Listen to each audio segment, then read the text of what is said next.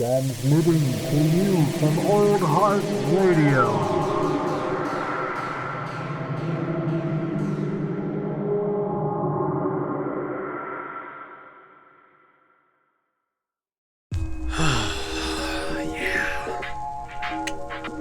How now, brown cow?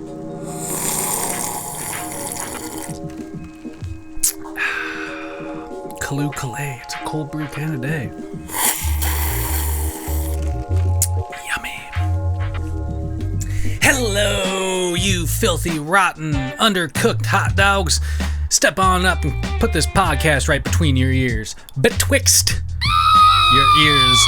Yes, that's right. It has been a long while, dear friends. I know I have been silent all of June.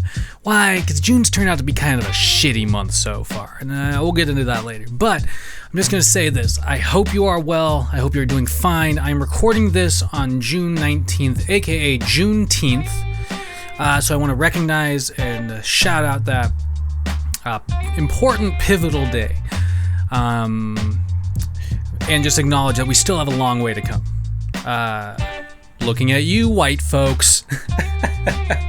Including myself, holding up a mirror there. Anyway, like I said, hope you're well. This is another episode of Coffee and Contemplation. I am your host, Old Heart, aka Jared, aka, me.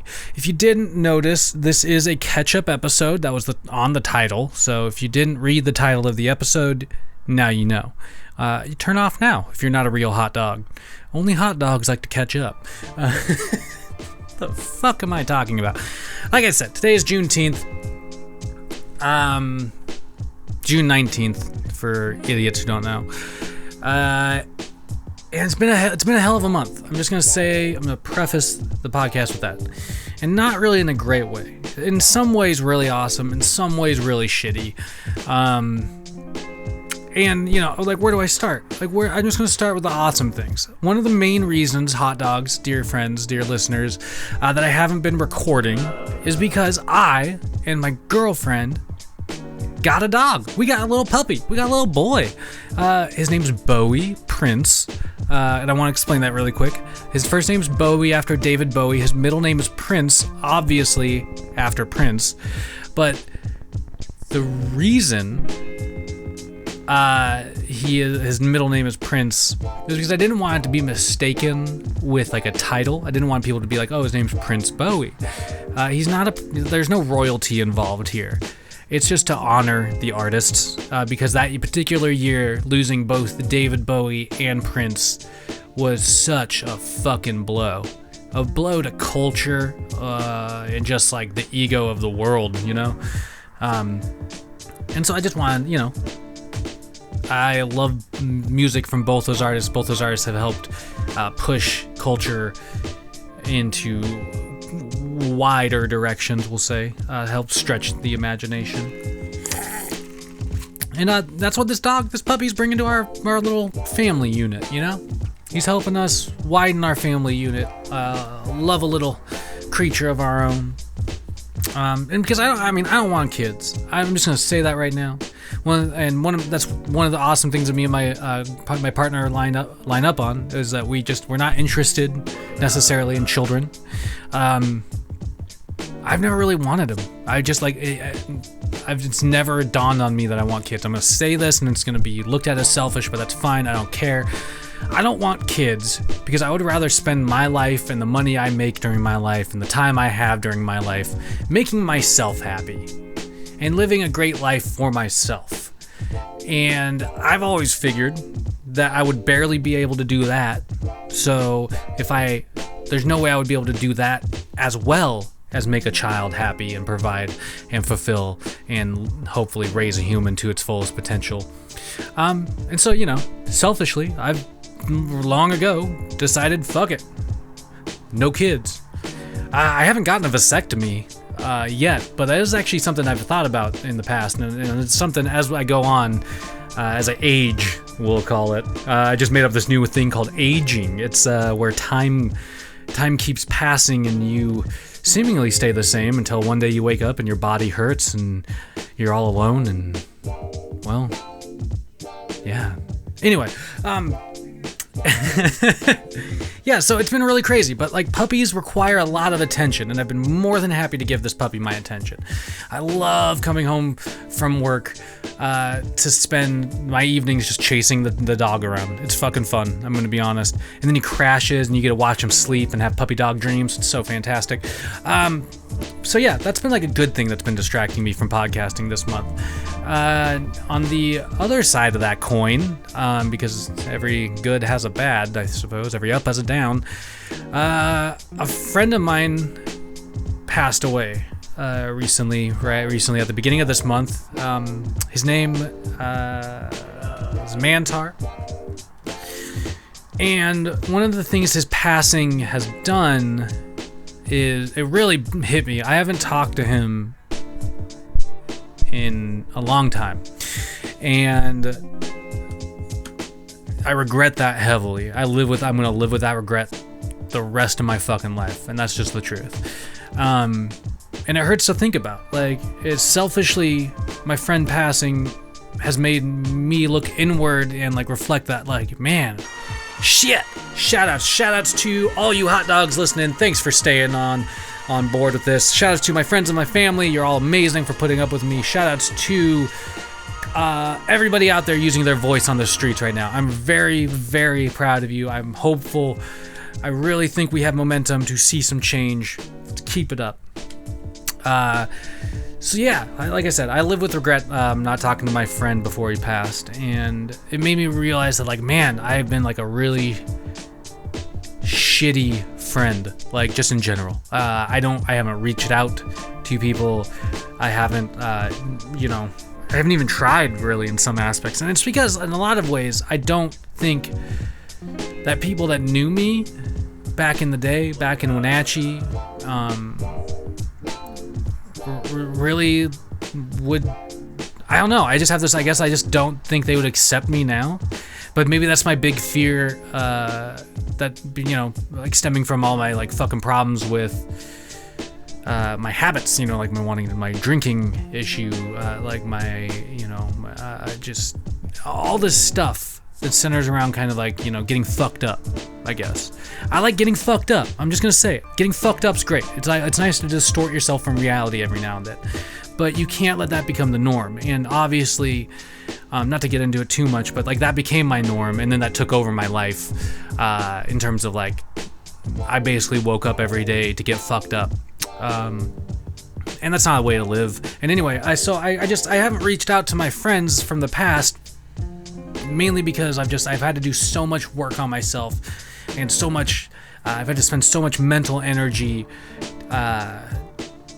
breaking through those, basically like those addicted behaviors that I have, that like I don't know, I cut myself off, and I kind of had to do that in order to make myself better in a way. Better, stronger, faster. But at the same time, I feel like I've lost a lot of relationships, and that fucking bugs the hell out of me. And so, unfortunately, rest in peace, Mantar. I'm hoping that I can pull off the gumption to reach out, you know, and I've reached out to a couple of old friends, and I've gotten some good responses. I reached out to another old friend, somebody I grew up with, and I got silence, which is understandable. I don't expect anything, but that just hurts a little bit, you know. But whatever, man. Doesn't mean I have to give up. And so, like, you know, my friend, his passing has really impacted me and impacted my motivation, because if you've been listening long enough, you know that I've talked about struggling with my keeping my head up, keeping positivity in my life. I'm a very negative person. I have depressive mood swings that really take me down dark roads and take me down roads of stagnation and creative blockage. Starts building up, and shit like this, like when you lose somebody, when you have a huge emotional upheaval, that really fucks with me sometimes. And especially because again, I have to kind of fight that behavior of like, well, fuck, dude, something sad, get drunk, you know. because that was it. Like, basically, I learned how to deal with all my emotions through alcohol, right? I basically grew into the cause for celebration, let's get fucked up. Oh, I'm fucking angry, let's get fucked up. Oh, I'm fucking sad, let's get fucked up. No emotion made me not want to go get drunk. And that was part of my problem. Like, that's part of the reason why I cut myself off from people, was because I realized that, like, one, I just turned into a fucking alcoholic, and two, that's not a fun person to be around, and three, I was ashamed of myself in a lot of ways, and that wasn't the person I wanted to present my friends and my people who I consider, family to me, who have stood by me through shitty times and whatnot, and I don't know, it's just not somebody I wanted to present them, and I don't think that was the right move. I think my friends would have accepted me to begin with, but I was just afraid of that, I guess. Especially because, like I said, like, you let something you let something control your life, you kind of live in its shadow, and like, I don't know. I'm glad I'm kind of out of that a little bit. The other big thing that happened this month so far was that my girlfriend, my partner, Nadine, she graduated with her fucking master's in teaching. It's one of the most badass accomplishments I've ever been a part of. And I say I've been a part of, I really had nothing to do with it. I literally just made some dinners every now and then, and, let her do her thing, got out of her way. Luckily, she kept me around this whole time, but I'm so fucking proud of her. It's such an incredible accomplishment, and amongst all this COVID-19 bullshit, and amongst all these protests that are happening and whatnot, for good reason, it was just nice to have a cause for celebration, and something positive, something well deserved, and that was awesome. So, it's been a rough fucking month for me mentally, and emotionally. I've been up and down and all around, and on top of it all, we're still in the middle of a pandemic.